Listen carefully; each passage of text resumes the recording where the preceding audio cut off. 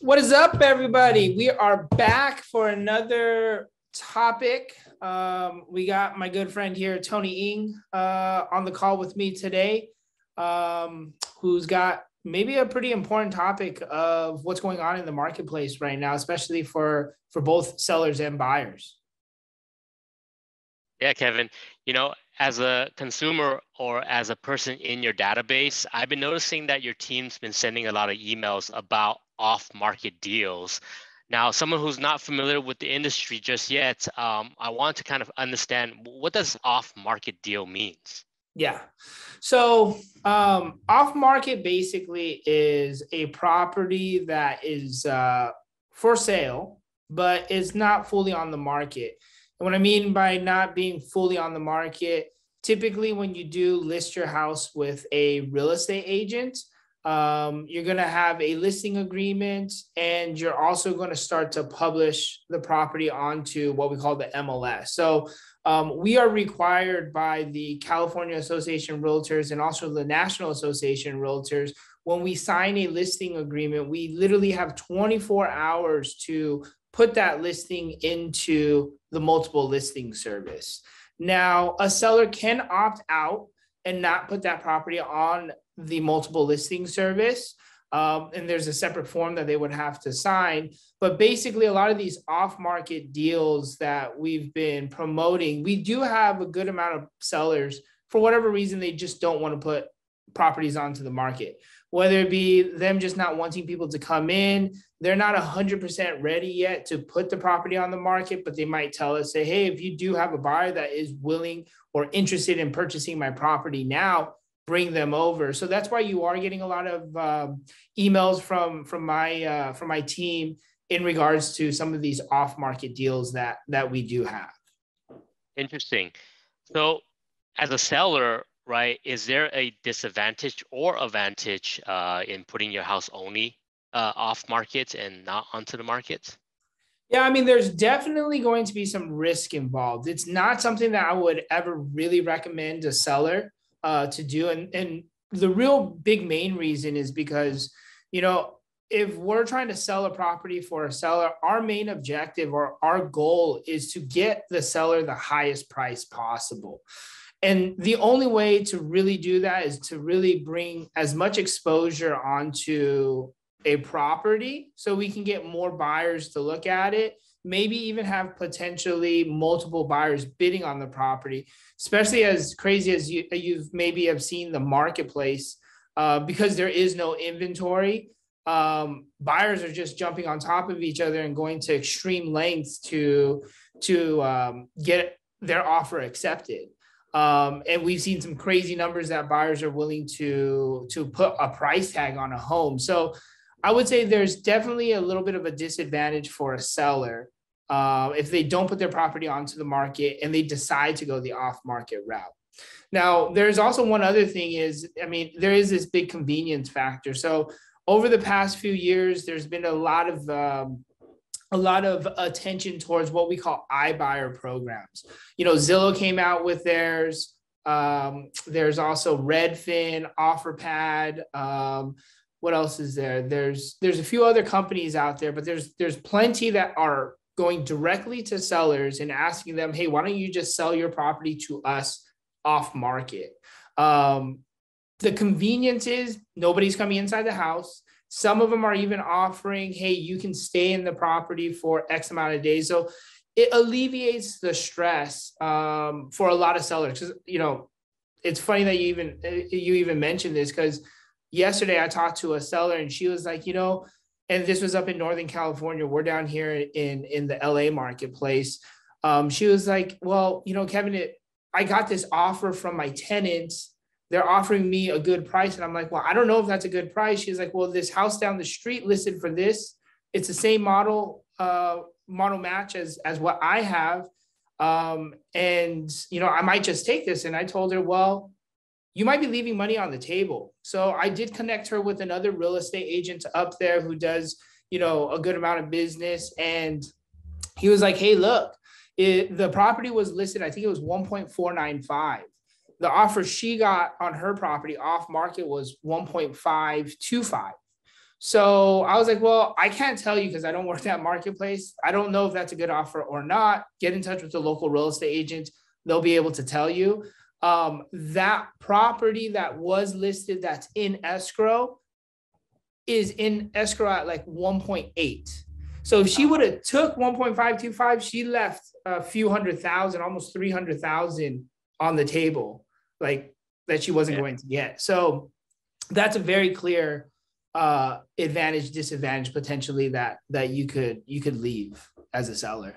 Yeah. So it sounds like having exposure to more buyers' interest in your house potentially can start a bidding war, right? Get more people to look at it where you have more offer versus if you're only dealing with an off-market buyer, you're only dealing with one person who only has their highest price amount that they can offer for you. Correct. But also just going back, like, you know, when we always tell people, whenever you list your property, it may look easy as you just put the property onto the market, it's going to sell. Yes, you know, we've talked about that on a previous discussion about, yeah, it will sell. But remember, if we're trying to get you the highest price, there's good fundamental principles of what a seller should do so they can get the highest price. Just by putting it onto the market doesn't mean you're going to get the highest price.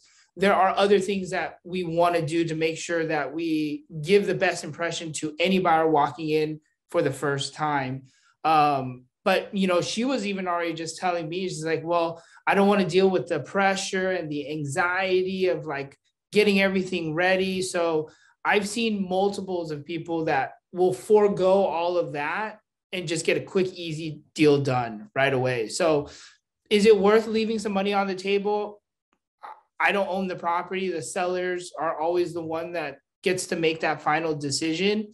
We're here to let you know, hey, look, if you do this, this is what you could potentially get. If you don't want to do this, you could be leaving money on the table. So it's really up to you as to what you want to do, because it is their property at the end of the day. Yeah, no, that makes sense. Lots of sense. So let's flip it. As a buyer, and anyone who's looking at your database, if they see an off-market deal, right? Mm-hmm.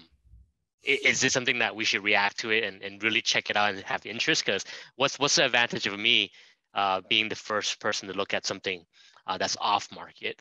Yeah, so there are potentially some advantages, and there's still also disadvantages for a buyer if they're going for an off market property. I mean, it's probably maybe more advantage for a buyer in today's marketplace to go for an off market, or if they can find an off market deal. Only reason being is because over the past few years, the real estate market has been so competitive because we do have a lack of inventory. So you're not going to be competing against potentially 20, 30, 40. We had an agent in our office and she got her offer accepted, 110 offers on that property. So, you know, for every property that comes out onto the market, guess what? Only one person gets to buy it. But unfortunately, because of the inventory levels being so low and predominantly most of all the areas that we're working in, you know, there's a lot of competition. So you're always competing against maybe 10 to 20 offers, which isn't uncommon because that's how crazy the marketplace is. So from one standpoint, for a buyer, that's a huge advantage for them because you're probably not going to be competing against that many people. Not that many people know about it.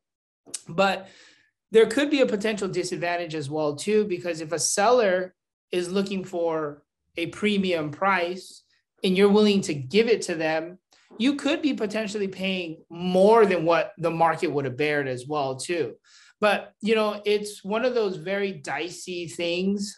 Do I believe in off market versus on market? I think in today's consumer driven world, people like options. So you got to give them those options.